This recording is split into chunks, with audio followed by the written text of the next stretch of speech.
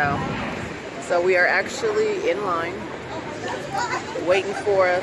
What time does the store start? It starts at 8. Doors open at 7. Oh, okay, so I guess we just early.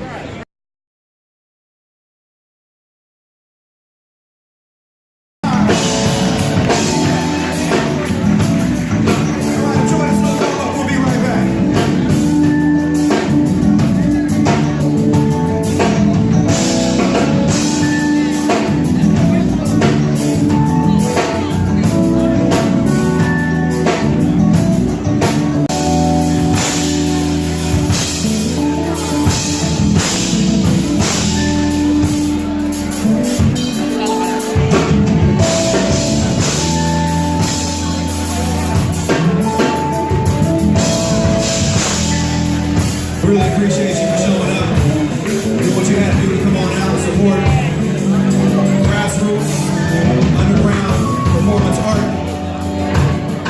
Speaking of which, if we could, real quick, if this is your first time at a Flypoet event, first timers, clap your hands.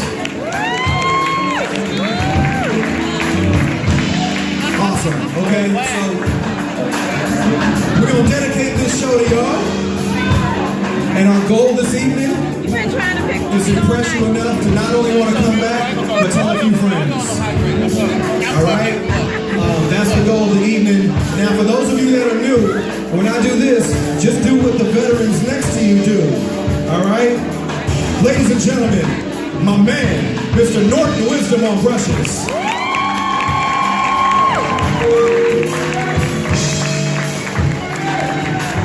He's already on fire. It's already starting to happen.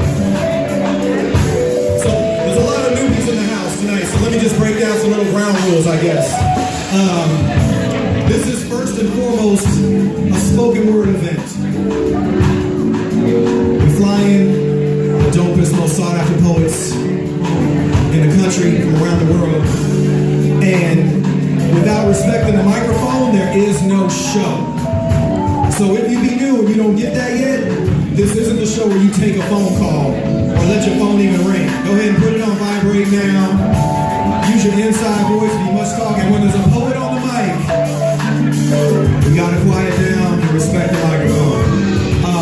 Let's see what else. Now that having been said, if there's a poet on the mic and he's doing or saying something, he or she is doing or saying something that's moving you and makes you want to hoot and holler, by all means, hoot and holler. All right, this is interactive, so don't interrupt, but interact. How's that? Should I give you guys even more of a fucking talking to on a Friday night? Shit. All right, so I'm gonna really try hard tonight to watch my language just a little bit, because I just found out about a half hour before the show that my mom is here. Hey, Mom. I already know what the critique is going to be at the end of the night. Honey, it's so loud. And why do they talk so fast? I can't understand a word they're saying. I can already see it. I can already see it. I just hope that I'm still doing shit like this when I get to my 80s. So, also for those of you that be new, this is Norton Wisdom.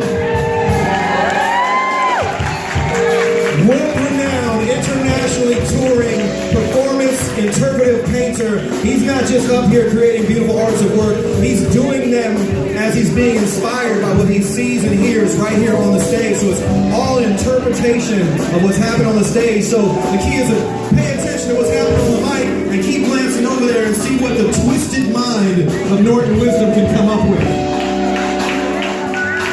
Alright. So, I've killed enough time. I'm feeling good tonight.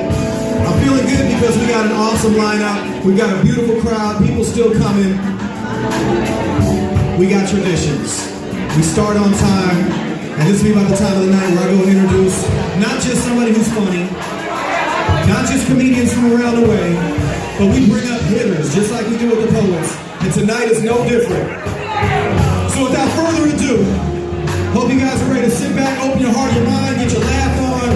This lady's hilarious. She's beautiful. She's an amazing person. Put your hands together. Give up some love in advance. For St. Nat Johnson. Give it up.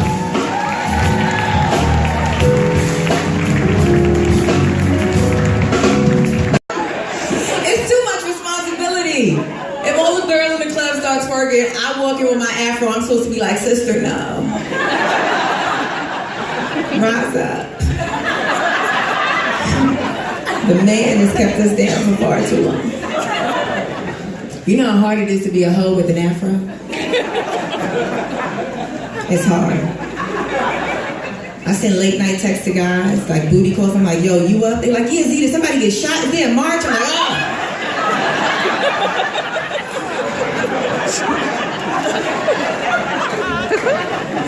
Like, no, I'm just trying to fuck up the man, right?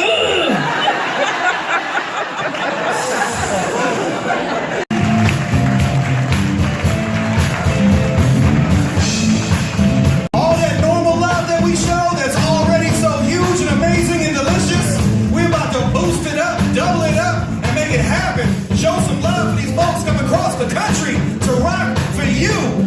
First poet hit the stage tonight. Once again, first time on the Flypoet mic. All the way from Dallas. I'm pretty sure it's Dallas, right? Claim Dallas?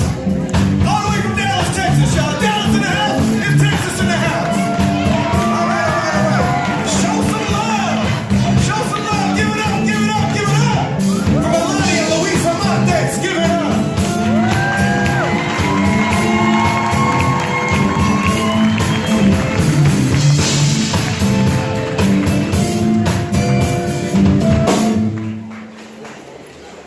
Give me a second, I'm pretty tall.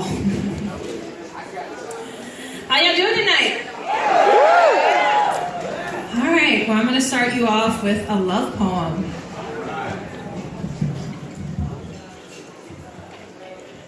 This is called Wicked Love.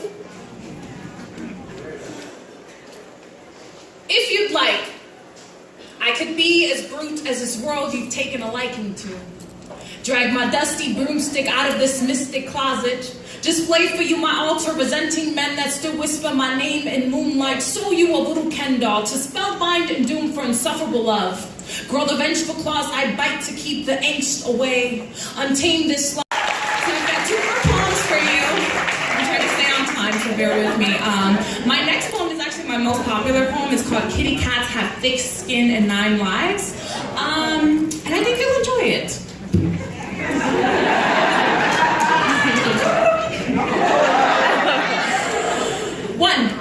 When Tupac states, I swear I'll never call you bitch again, believe me, was he being honest? Does he reassure his girl that it was purely by mistake and not by intention? Did he reiterate that he sees her as more and not as less than, and for those exact reasons he takes back what he says? Does he reevaluate her role within the context of all the other important women in his life who play a major role in his flourishment and success? And all I'm saying is, I want someone to love me as much as rappers love calling women bitches and then later in life apologizing for it. 2, so when he calls you a bitch, don't blink. Don't fight, don't frown, don't excuse his poor use of language. Smile. Smile, but don't blink. Say thank you. Say you are so sweet. Say you have all the women before you to thank. That you like to thank your mama. Tell him you've little boys like him to thank. Tell him being a bitch didn't come easy to you. Tell him you had to work at it. Tell him being a successful bitch takes a lot of effort. Let him know we bitches don't just wake up like this. 3, when I wake up drenched in sweat because I went to bed in lingerie and a fur coat, I am instantly reminded that life is not a raunchy music video, and I am not a professional video thotty. I am not fried meat, and I am not sweet candy. I am the survival of generations of women before me who did not have a fuck to give. They gave me life and hips and tits and advice. Advice that did not end in words like throw that ass in a circle. 4, for argument's sake, throw that ass in a circle. Become so engulfed in the way your body can move that you forget about how they try to marginalize your beauty or trivialize your proportions while in the same breath whitewash your culture. Remind yourself that you are built like a goddess and it's not their fault that they forgot how to worship. So take them to church. Take children of the temple. Show them a miracle. Give them your salt. Tell them to come closer and get a taste. 6. Last week, I took myself to Red Lobster. 7. Dating in 2018 be like, we not together, don't be blowing up my phone, but you're not messing with no one else, right? Not that I care, because we not together. You phone who this? Hey, baby, can I waste your time? Oh, phone who this? Text me, DM me, but whatever you do, don't call me. 7. Last week, I wrote an article called This Not You, Reverend Run. It's a ridiculously antiquated way of thinking. This and 29 other things wrong with men who like to give women advice about how to be a woman as if they had any fucking clue. 8. Mama forgot to warn me that we women are still objects of obsession. Still consider the fun sex. Still thick and sexy. Still exotic and tasty. Still meaty like meat. Like flesh.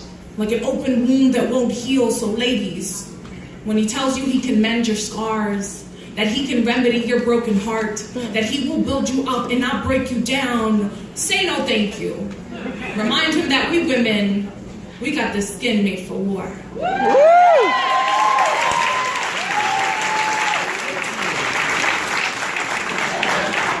So this last poem, I've got a chapbook. It's called Mango Butter. If you want to get a copy, it's only $10, but it's called Mango Butter, and I'm sharing a poem from the book really quickly. It's really cute. I think you'll like this poem.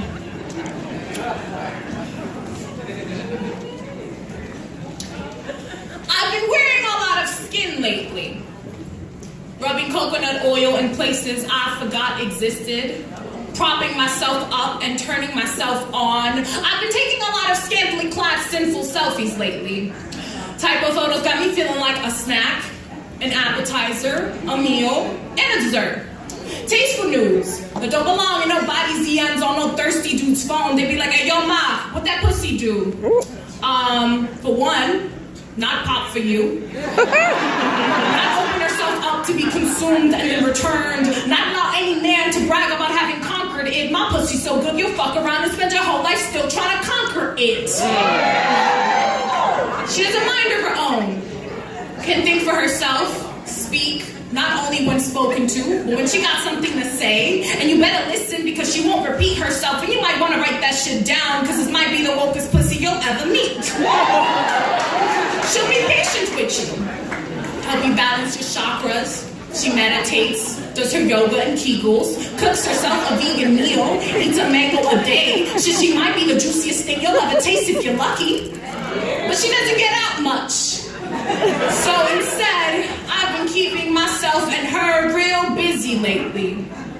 Waiting on the one that knows he's the one, but want to play himself and act like he ain't the one. But deep down inside, when I look at him in his third eye, me and my pussy know he's the one.